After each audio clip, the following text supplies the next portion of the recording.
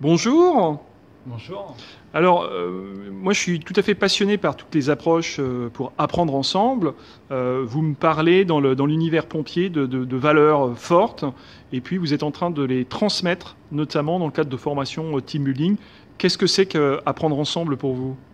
Alors, apprendre ensemble, c'est tout d'abord pouvoir échanger avec d'homologues qui rencontrent les mêmes problématiques que nous et qui tout simplement pourraient être intéressés par essayer de comprendre comment d'autres organisations ont réussi à tout simplement résoudre un certain nombre de problèmes. Donc apprendre ensemble, c'est aussi c'est partager, c'est transmettre, c'est collaborer, c'est aider, c'est leur montrer comment nous, sapeurs-pompiers, notamment sur l'aspect managérial, on arrive sur de grosses opérations à gérer des quantités assez importantes de personnel, tout en gardant à l'esprit l'objectif, qui est un objectif qui peut être commercial pour une société privée, mais nous qui est un objectif opérationnel.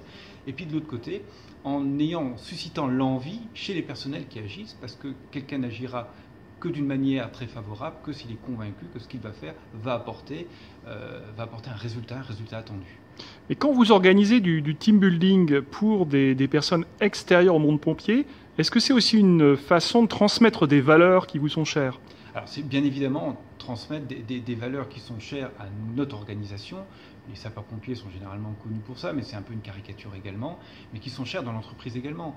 Les valeurs d'abnégation, les valeurs de courage, de dépassement de soi sont autant de valeurs qui peuvent s'appliquer chez les sapeurs-pompiers, qui doivent s'appliquer dans le monde des sapeurs-pompiers, mais qui doivent s'appliquer dans le monde de l'entreprise également. L'entreprise aujourd'hui, un salarié ne doit plus être considéré comme un simple salarié, mais un partenaire de l'action de l'entreprise, tout simplement.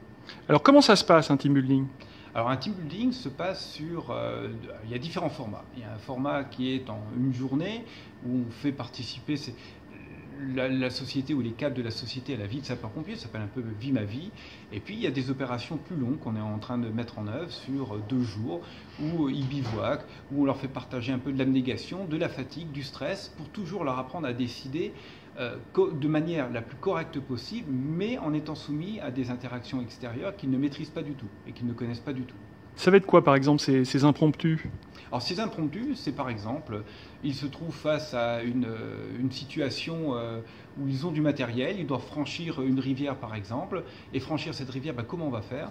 Eh bien ils vont tout simplement devoir se répartir un certain nombre de tâches, même s'ils n'y connaissent rien en franchissement de rivière, trouver des matériaux qui sont mis à disposition quand même juste à côté, et s'organiser pour que les matériaux plus la connaissance et la propre connaissance qu'ils vont construire de leur action leur permettent d'aller de l'autre côté de la rivière tout simplement.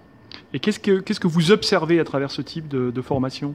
Alors ce qu'on va observer, c'est comment ils arrivent à mettre en synergie des capacités qu'ils ont les uns les autres pour les traduire en véritables compétences sur le terrain pour pouvoir se dépasser et aborder des domaines qu'ils ne connaissent au prime abord pas du tout. Donc ils apprennent sur eux-mêmes. Ils apprennent sur eux-mêmes et ils apprennent à savoir se dépasser et de construire de la compétence et de la connaissance également simplement par eux-mêmes. Et toutes les personnes sont volontaires ou il y a également des entreprises qui désignent les personnes qui vont suivre ce type de team building? Alors ça, je ne le sais pas bien, pour tout vous dire. L'entreprise, en tous les cas, nous commandite pour faire cela, et on est en train de le mettre en œuvre. Mais aujourd'hui, savoir à l'intérieur s'ils ont été tenus de le faire ou s'ils ont été volontaires, je ne le sais pas encore. J'ose espérer qu'ils ont été tous volontaires. Bon, quels sont le conseil que vous donneriez pour s'engager dans ce type de démarche?